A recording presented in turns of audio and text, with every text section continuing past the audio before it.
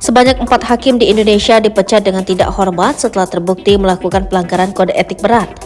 Majelis Kehormatan Hakim memecat 4 hakim sepanjang Januari 2022 hingga September 2023. Adapun 4 hakim itu yakni MY, DA, DS, dan HB. Anggota Komisi Yudisial Joko Sasmito mengatakan hakim pertama yang mendapat sanksi berat pemberhentian berinisial MY yang sidangnya digelar 24 Januari 2023.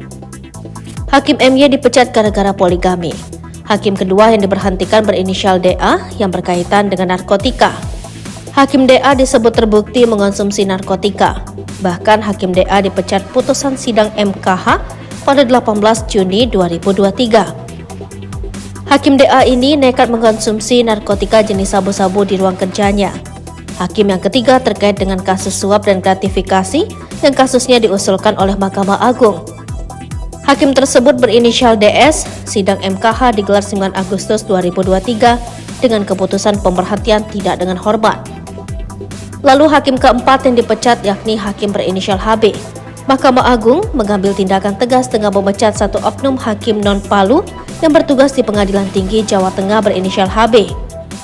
Putusan pecat bagi HB dilakukan pada sidang Majelis Kehormatan Hakim di Gedung Mahkamah Agung Jakarta, Selasa 5 September 2023, di mana pada putusan itu HB dijatuhi sanksi berat berupa pemberhentian tetap dengan hak pensiun. Pemecatan hakim ini didasarkan ia terbukti melakukan perselingkuhan dengan perempuan lain.